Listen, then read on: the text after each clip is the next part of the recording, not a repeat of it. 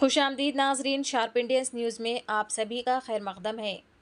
एक और बेरहमाना कत्ल की वारदात आई पेश। मलारदेपल्ली पुलिस स्टेशन लिमिट्स के तहत शास्त्रीपुरम में भाइयों की लड़ाइयों में छोटे भाई इस्माइल ने बड़े भाई रहमान, जिनकी उम्र 35 साल बताई जा रही है और जो पेशे से वेल्डर का काम किया करते थे, उनको छुरियों के वार करके बेदर्दी से कत्ल कर दिया।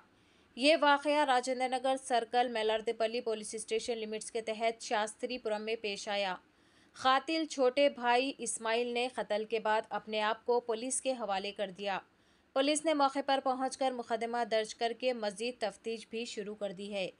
मज़ीद ताज़ा तरीन खबरों से जुड़े रहने के लिए चैनल को लाइक करें, शेयर करें और सब्सक्राइब करना ना भूलें।